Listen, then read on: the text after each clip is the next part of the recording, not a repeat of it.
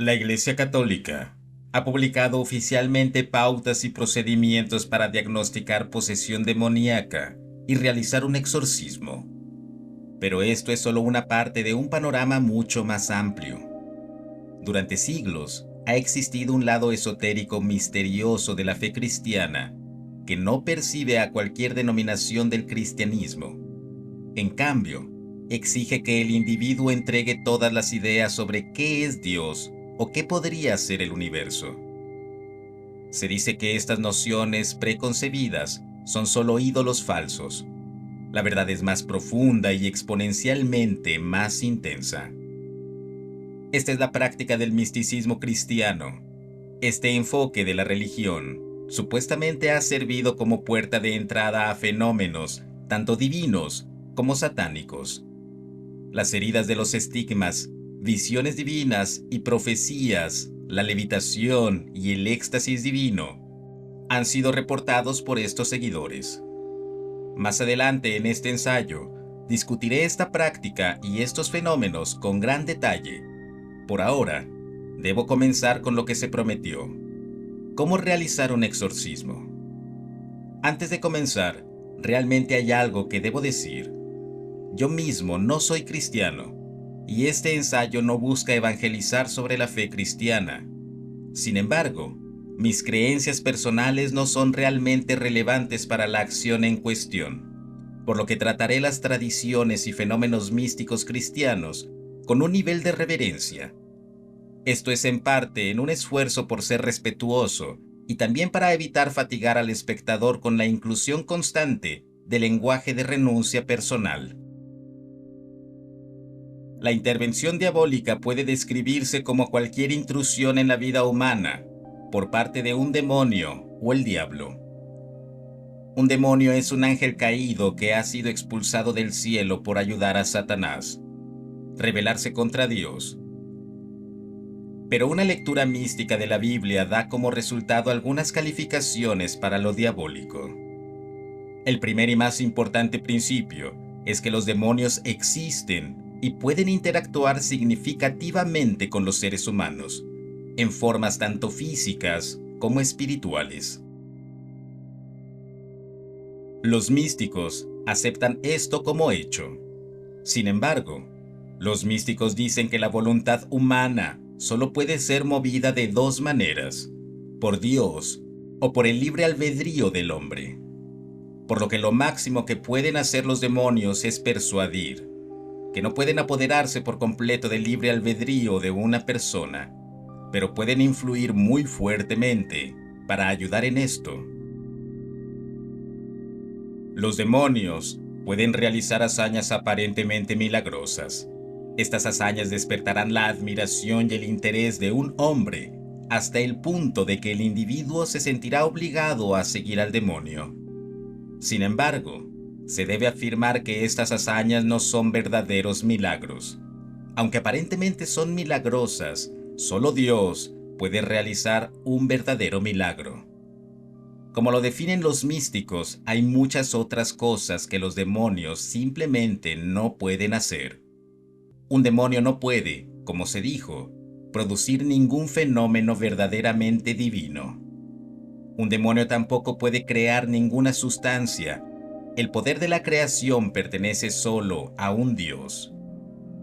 Un demonio no puede resucitar a los muertos, aunque puede producir la ilusión de haberlo hecho. Solo Dios puede sanar, por lo que un demonio nunca puede curar verdaderamente heridas, fracturas o lesiones. Los demonios no pueden hacer profecías verdaderas porque el diablo no sabe lo que Dios puede provocar. Ni un demonio tiene acceso al intelecto o la voluntad de un humano, por lo que no puede conocer realmente los secretos de una persona. Se dice que los demonios son notablemente inteligentes, por lo que pueden predecir los comportamientos de las personas con bastante astucia. Por lo que, dejando de lado las limitaciones, ¿qué puede hacer un demonio? Un demonio puede producir visiones tanto corporales como imaginativas. Un demonio podría falsificar el estado de éxtasis religioso en un individuo o incluso producir la luz y el calor que muchos místicos han afirmado experimentar a través de un dios. Un demonio podría causar una enfermedad y luego curarlo virtualmente imitando el poder de curación. Esto incluye producir los estigmas, que es algo de lo que hablaremos más adelante en este video. Sin embargo, aún más peligroso que estos trucos y más relevante para el tema del exorcismo, los místicos creen en la obsesión demoníaca. La mayoría de las versiones del cristianismo creen en la tentación del diablo, que los demonios o Satanás pueden tentar a los humanos a pecar, pero los místicos creen específicamente en dos alternativas más severas: la obsesión demoníaca y la posesión demoníaca. Los textos místicos no revelan una línea dura entre la tentación y la obsesión, pero en general, la obsesión auténtica ve una actividad satánica clara, pero separada del individuo. El alma es consciente de una fuerza externa que intenta ejercer violencia sobre ella, pero el alma también mantiene la suya propia. La obsesión puede ser interna o externa. La obsesión interna afecta las facultades internas de una persona, más específicamente la imaginación. Esto puede manifestarse como una idea fija dentro del intelecto o mediante imágenes y sonidos vívidos dentro de la mente. La obsesión interna puede impartir a una persona un conjunto de deberes u objetivos que de otro modo encontrarían repugnantes.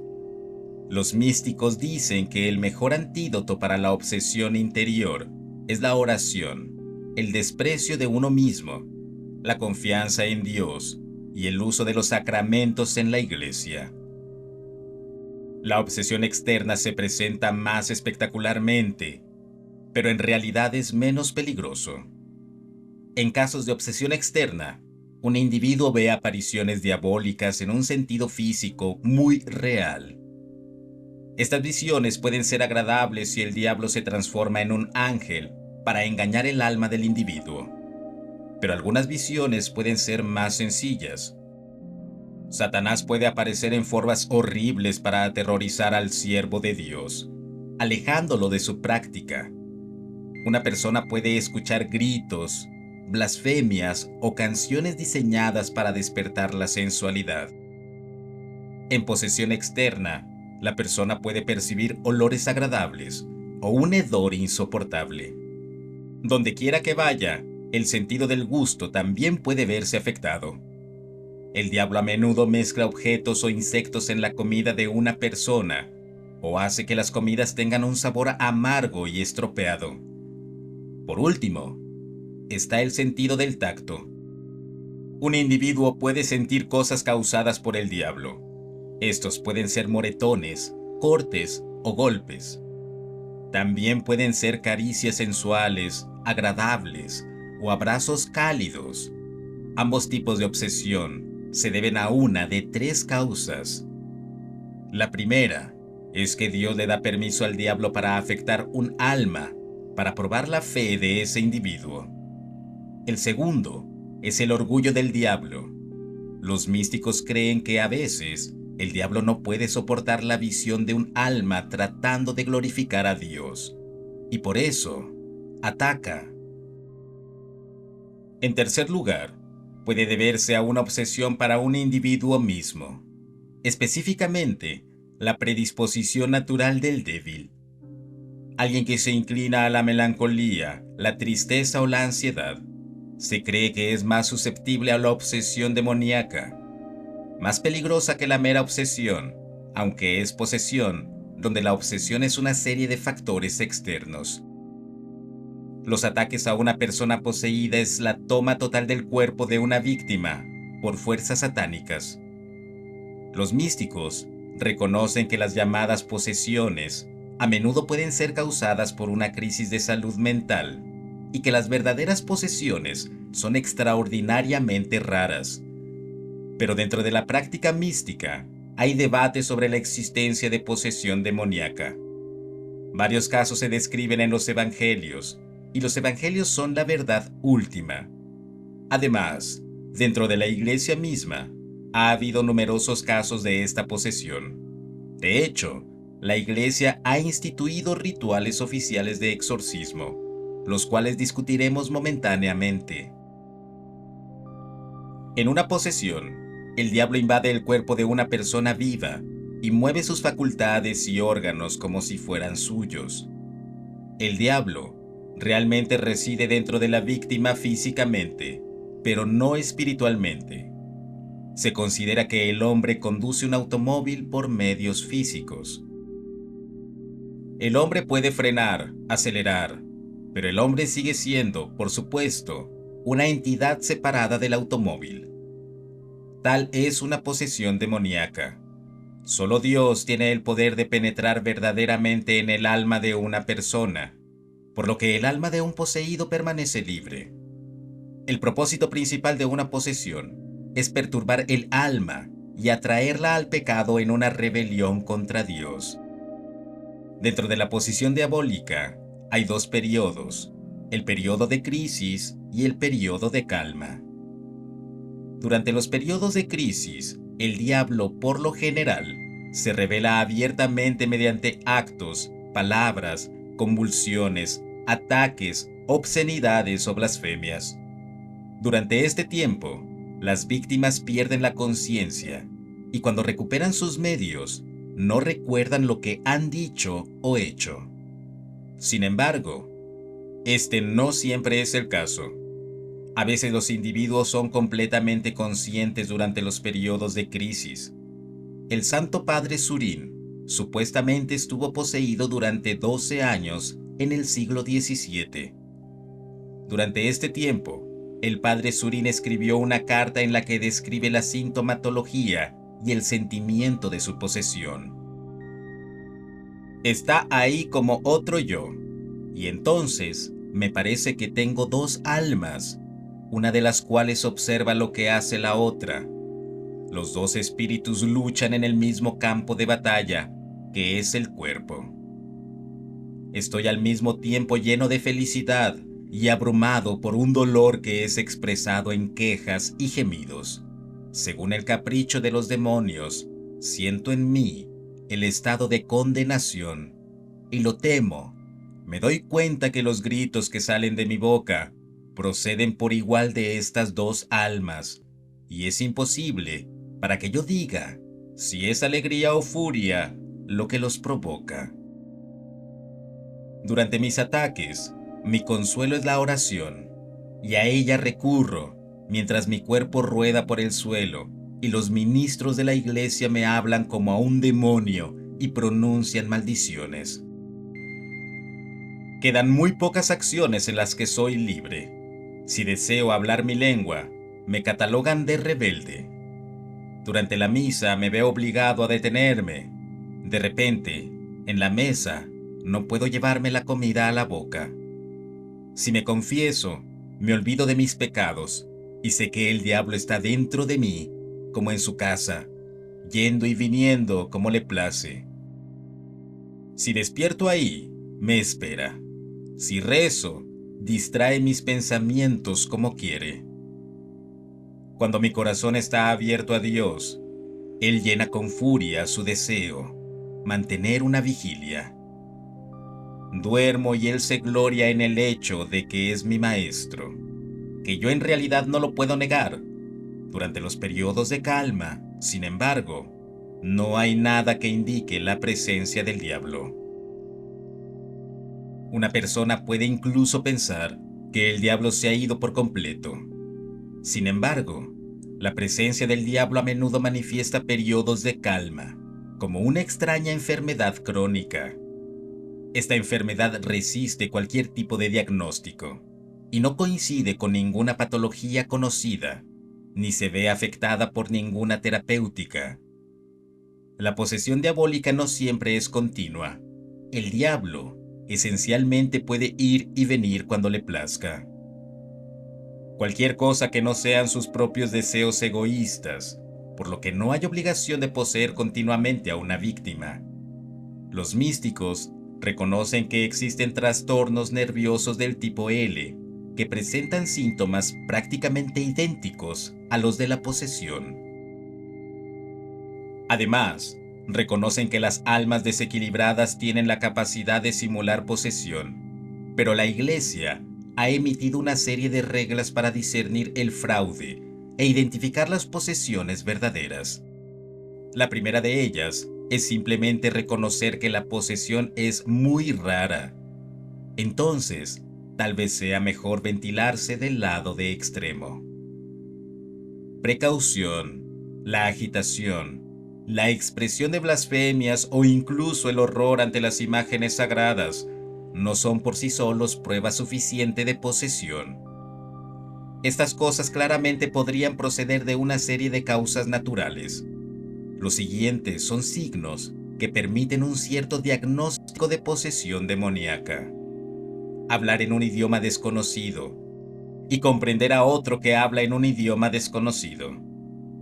Poder percibir objetos ocultos y la manifestación de poderes sobrehumanos.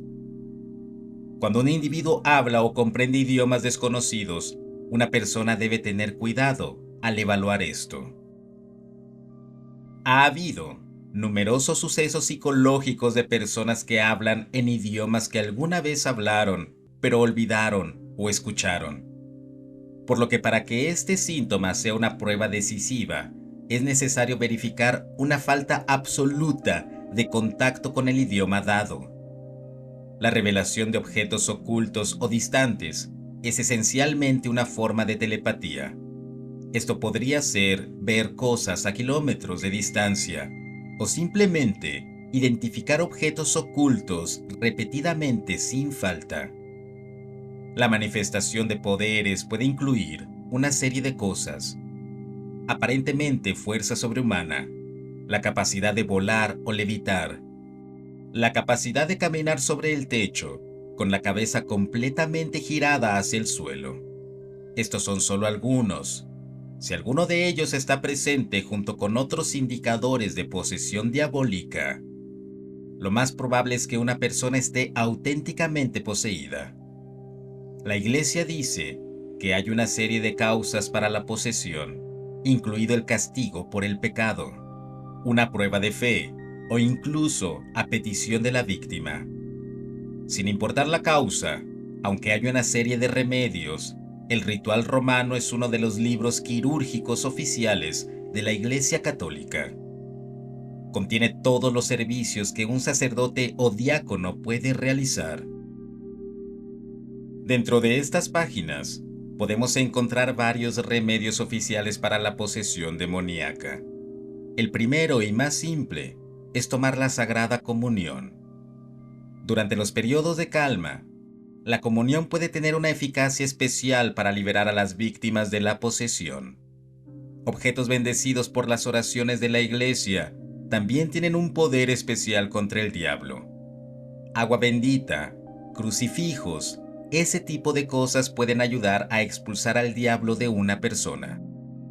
Se dice en el ritual romano que el diablo a menudo huirá con solo verlos. Una persona también puede tocar reliquias auténticas de los santos en la piel de un individuo poseído. Esto básicamente podría quemar al demonio, invocando el nombre de Jesús. También puedes obligar al diablo a huir. Dios mismo prometió este poder en el Evangelio. De igual manera, el nombre de la Santa María es aterrador para el diablo. A lo largo de la historia, los santos han usado su poder sobre el diablo. Al invocar estos santos nombres y haciendo la señal de la cruz, pero cuando ninguna de estas cosas funciona, la Iglesia tiene otro medio oficial. La Iglesia Católica ha proporcionado un par de documentos que detallan cómo realizar un exorcismo. Un método se encuentra en la lengua romana. El ritual describe las reglas y los procesos de un exorcismo. El ritual romano tiene básicamente 21 requisitos para realizar un exorcismo. Estos pasos pueden seguirse con cierta discreción por parte del exorcista, pero también hay un libro llamado De exorcismos y ciertas súplicas. libro de 84 páginas que es un documento oficial publicado por la propia Iglesia Católica, que contiene el ritual actual del exorcismo demoníaco. Fue revisado en 1614 y luego nuevamente en 1999. Se publicó una versión ligeramente actualizada en 2004 hasta 2016. Este documento está disponible en latín. Ahora existe una traducción al inglés respaldada por la Iglesia.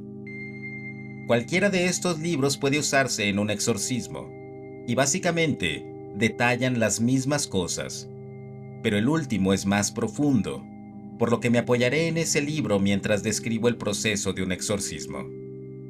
Es importante mencionar que la Iglesia no permite que los exorcismos se realicen públicamente.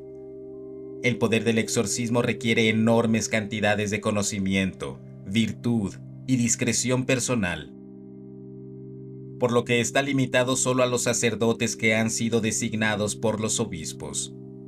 Un obispo otorga el poder de exorcismo a un candidato, entregándole primero el libro de exorcismos del ritual romano. Mientras hace esto, el obispo pronuncia una frase en latín, y desde este momento, el sacerdote tiene el poder de expulsar demonios. Ahora, tiene el poder. Para el exorcista, el primer paso es verificar la autenticidad de la posesión. Un exorcista no debe creer demasiado fácilmente que un individuo está verdaderamente poseído. Una persona puede estar enferma psicológica o físicamente. También es posible que una persona simplemente se equivoca. A veces, la gente cree falsa, pero auténticamente, que las tentaciones del diablo son posesión. También hay que decir que en el caso de posesión real, el diablo puede usar sus trucos para hacer creer a alguien que el exorcismo no es una posesión. Un exorcista debe estar atento en sus investigaciones una vez que se ha verificado que una posesión es auténtica. El exorcista puede comenzar a prepararse para el ritual. Esto comienza con un periodo de oración y ayuno por parte de todas las partes involucradas en el exorcismo, si es posible. No especifica cuánto tiempo debe durar este periodo. La víctima debe orar y prácticamente la mortificación de la carne en preparación para el exorcismo. El término mortificación aquí simplemente significa negarse a sí mismo el placer físico en la forma más mansa. La mortificación se ha utilizado para describir el ayuno, la pobreza voluntaria o la abstinencia sexual. En interpretaciones más extremas, puede incluir la autoflagelación con un látigo o una espugna, que es un trozo de corcho que contiene clavos, púas o agujas de metal. El exorcismo debe, si es posible, suceder en un lugar sagrado, una iglesia o una capilla, por ejemplo. En los medios y fuentes contemporáneas, la gente a menudo describe a la víctima como sujeta por cinturones o cuerdas para evitar autolesiones demoníacas violentas.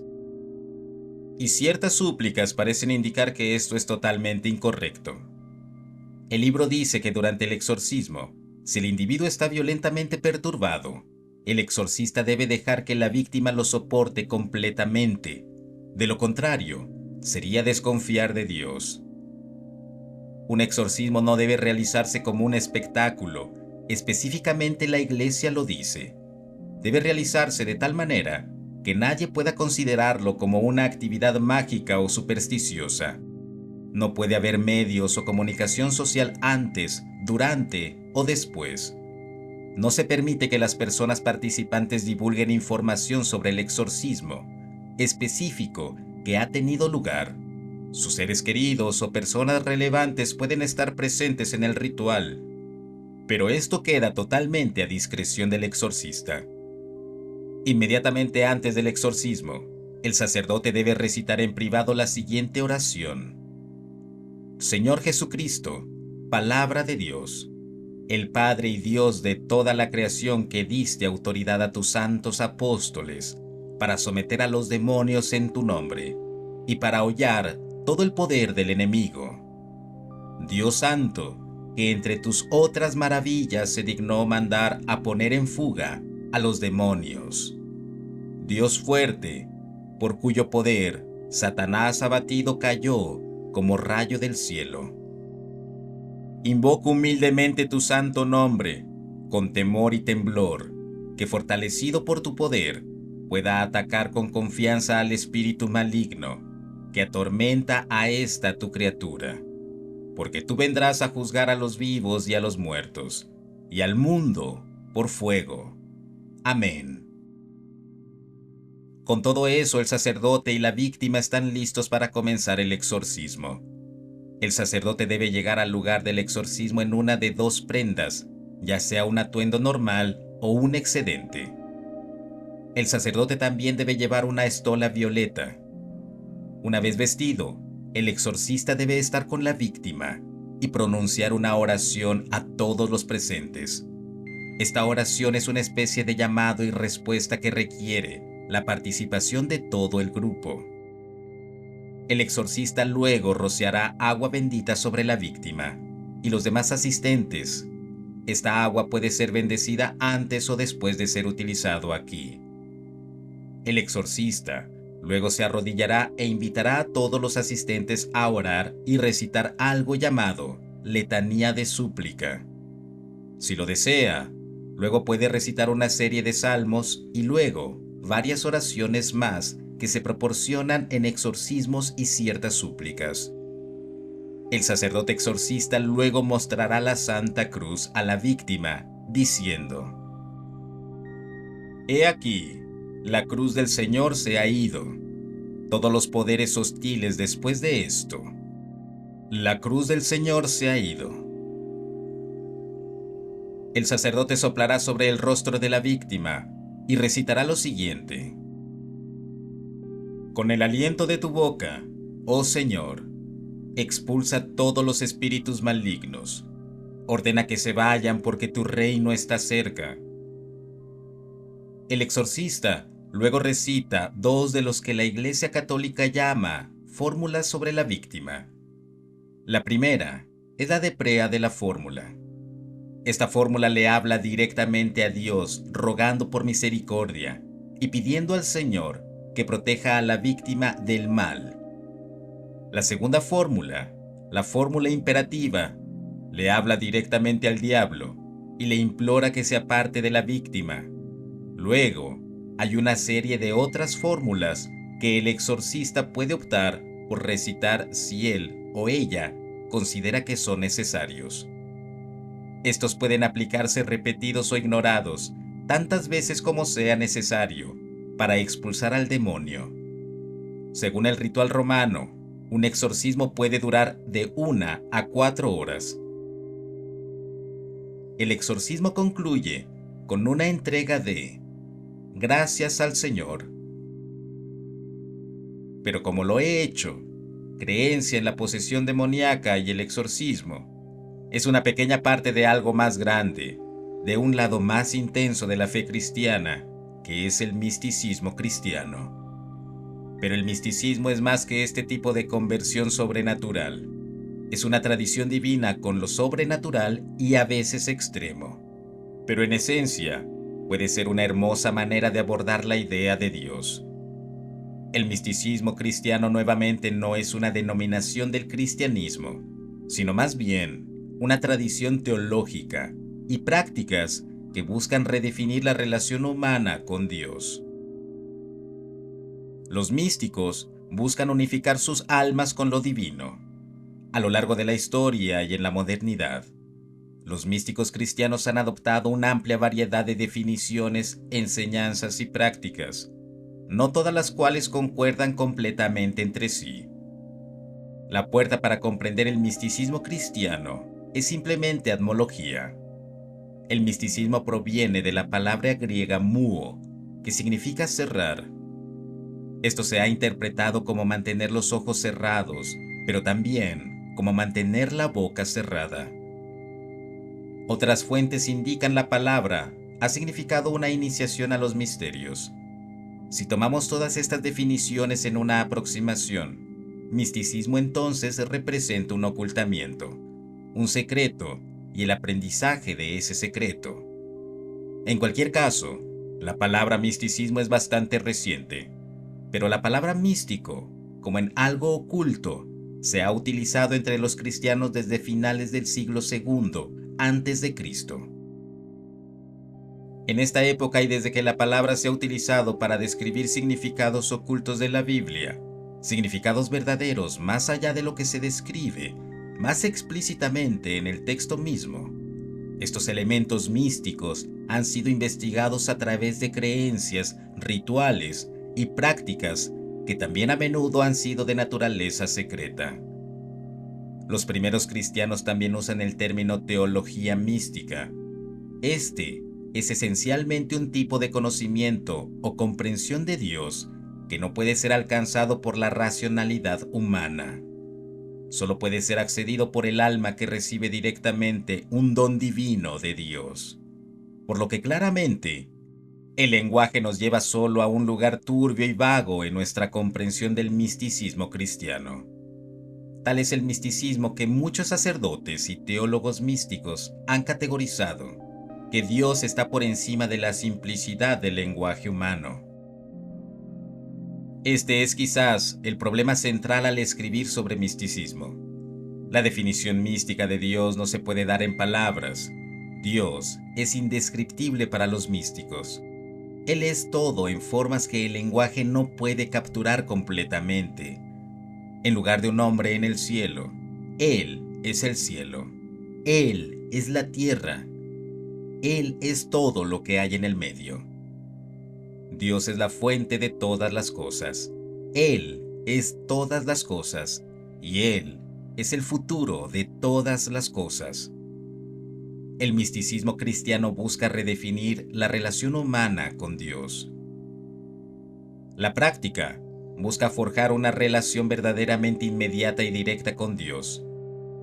Es empírica, es más que solo una oración a Dios, más bien una unidad espiritual con lo divino, que es fundamentalmente transformadora. La unidad mística con Dios cambia la pura existencia del practicante en la tierra y su enfoque fundamental de todo lo que la vida podría implicar. Los místicos usan palabras escritas y habladas, meditación, oración y rituales que discutiremos. Pero estos procesos no son en sí mismos una unión con Dios. Estos median una relación con Él. Sin duda, el ritual de exorcismo debe ser algo profundo, místico y poderoso, que debe declarar en el colectivo humano la fuerza de Dios sobre los mortales. Que todos somos un instrumento de lo divino, y como instrumento podemos ser usados por manos bondadosas o diabólicas. Querido hermano de Orando con Fe y Esperanza, no olvides suscribirte y activar la campana de notificaciones para seguir disfrutando de estas historias que hacemos con mucho amor. Te deseo las más grandes bendiciones.